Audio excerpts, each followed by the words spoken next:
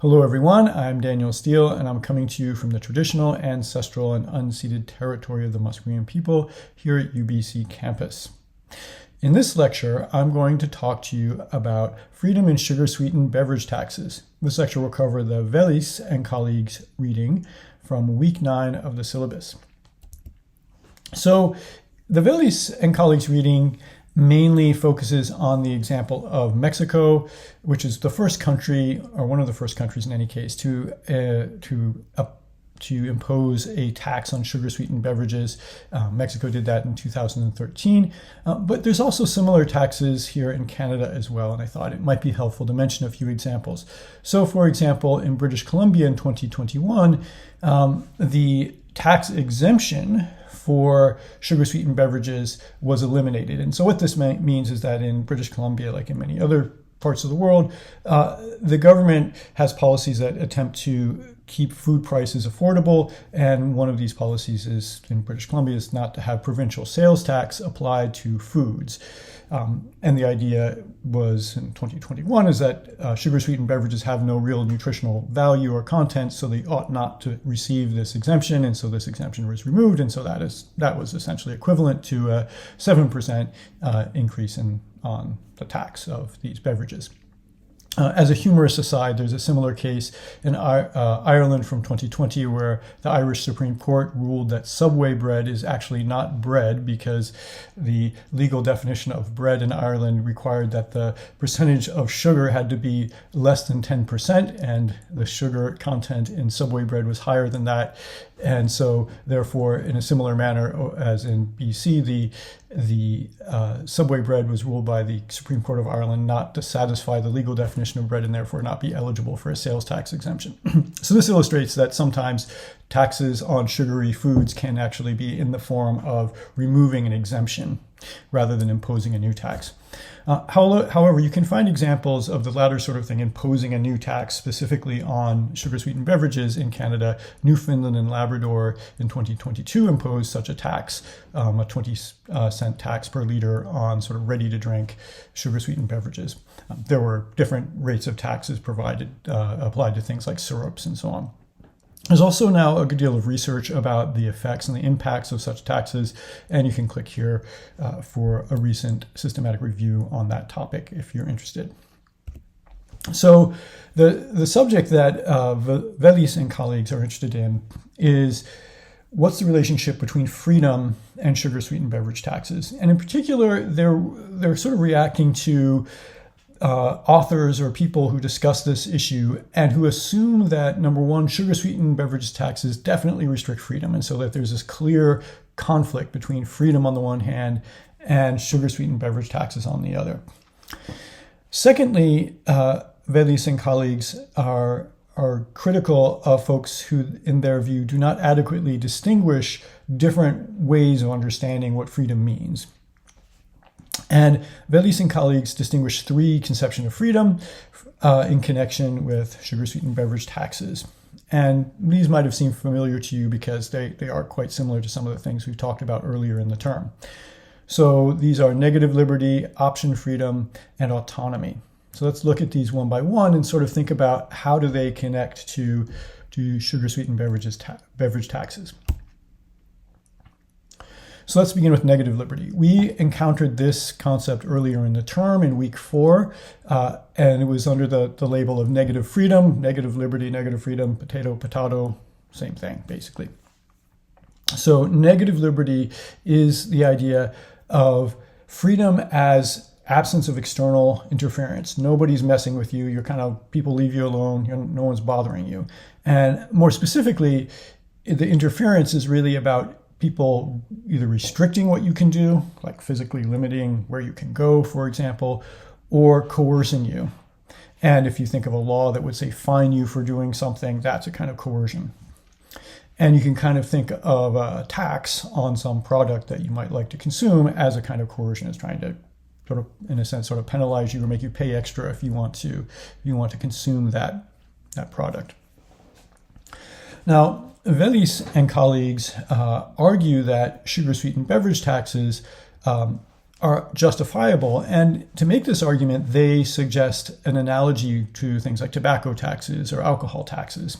And the idea is that in all of these cases, sugar-sweetened beverages, tobacco products, alcohol, these products cause health risks and create costs to society. Right? They create additional healthcare costs, for increased rates of diabetes for sugar-sweetened beverages, or complete increased rates of cancer for alcohol and tobacco. And alcohol also is associated with things like violent behavior, or driving while intoxicated and things like this that can also create further costs to society. And so their idea is that when you have a product that imposes these kinds of costs to society more broadly, it's justifiable to impose a tax on a product like that to recoup those costs, so society can pay for the extra health care of those things, and also to just to discourage people from doing those things in the first place, to discourage people from drinking or smoking or drinking too much pop, in this example. And this is interesting because this connects to the idea of the harm principle that we encountered earlier in the term. And Velis and colleagues actually suggest that that a sugar-sweetened beverage tax is actually not paternalistic because it concerns a harm to others, harm to society caused by these costs, for example, to the healthcare system. So that's something we can discuss in class about, is this really an example of the harm principle? Is this really a case where the consumption of sugar-sweetened beverages is causing not only harm to people who consume them, but also just to other people through the form of expenses to the healthcare system?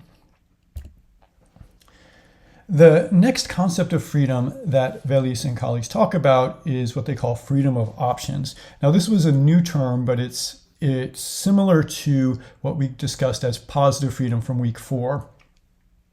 And here the idea is that whereas negative liberty is about being left alone, nobody interferes with you, freedom of options is about having an adequate or a good set of opportunities and options that you can choose from.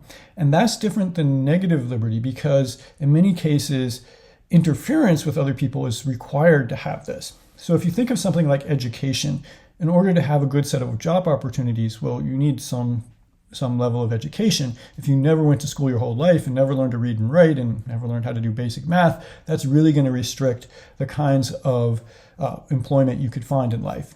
And that's really going to restrict your options in a serious way.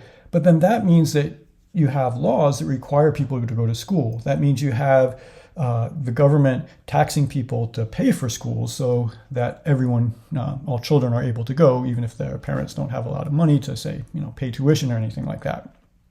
And so if you think of freedom of options, these are often going to require interference in people's lives, like making people go to school, making people pay taxes to fund the schools.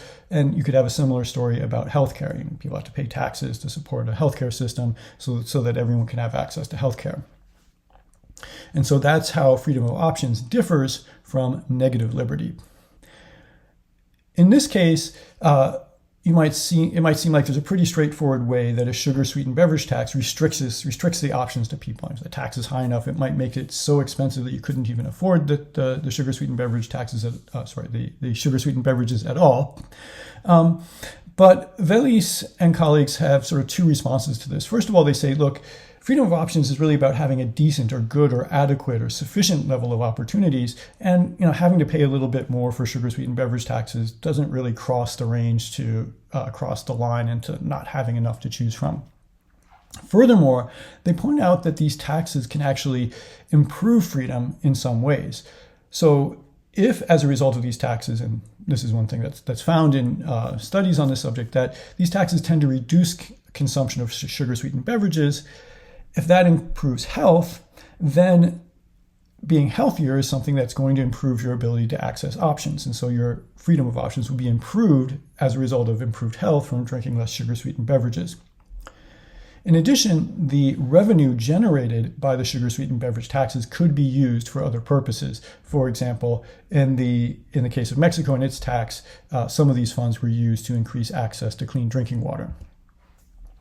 Finally, autonomy means making an informed choice in accordance, and this is a quote from the Velis and colleagues article, in accordance with one's long-term goals and values. So here the idea is you're making a rational, informed choice, and your values are sort of authentically your own, and you're not being manipulated by somebody else.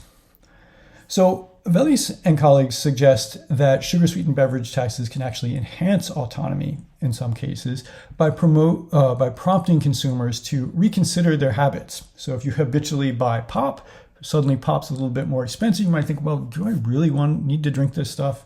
Maybe it isn't worth it. Maybe it would be better for my health. I have less dental caries. I'll have less risk of diabetes if I don't drink so much of this stuff, and maybe that's a good thing.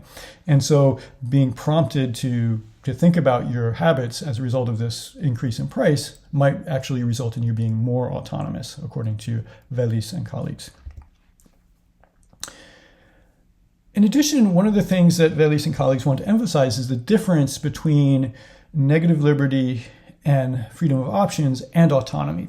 So they emphasize that reducing negative liberty, so even if a sugar-sweetened beverage tax reduced negative liberty and it reduced freedom of options, it wouldn't necessarily mean less autonomy. Sometimes interference can protect autonomy, they point out. So interference would be a restriction of negative liberty. So for instance, putting cigarettes in a locked cabinet behind a desk where you have to go ask for them, well, that's restricting the ease of access to cigarettes, but it also means that for someone who really wants to quit smoking, it's easier to do it because the cigarettes aren't as readily available. They aren't, you're less likely just to grab one on impulse. Similarly, eliminating undesired options doesn't really restrict your autonomy, even though it might restrict your freedom of options. Conversely, Velis and colleagues argue that more negative liberty or more freedom of options doesn't always mean more autonomy. And in fact, they suggest that sometimes too many options can make autonomous choice difficult. If autonomous choice needs to be informed, if you have so many options, it can be difficult to make an informed choice because you're just sort of overwhelmed by all the different things to choose from. So they argue what you really need for autonomous choice is a sufficient or decent range of options. You don't need sort of infinite options.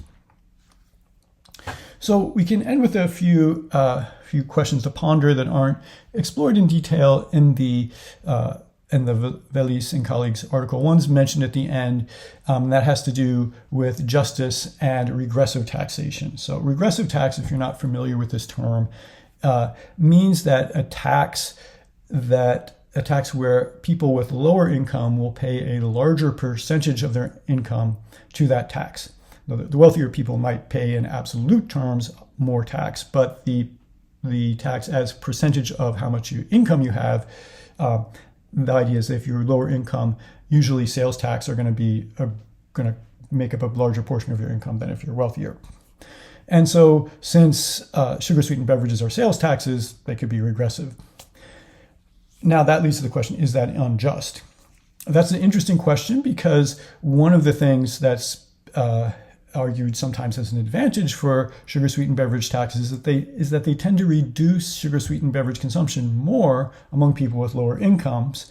And those are also often the demographic category of people where you have higher rates of obesity. So this is sort of, on the one hand, you could argue, yes, it's having a more of a financial impact for people with lower income, but then it's conversely having a higher and stronger health benefit in that group of people.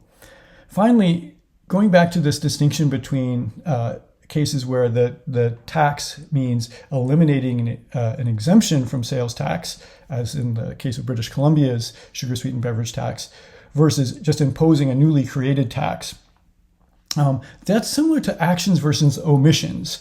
And remember, that's something that we encountered when we talked about utilitarianism. And you remember, for utilitarianism, actions versus omissions, it doesn't matter. From the point of utilitarianism, it wouldn't matter whether you're eliminating an exemption from a tax or just imposing a new tax.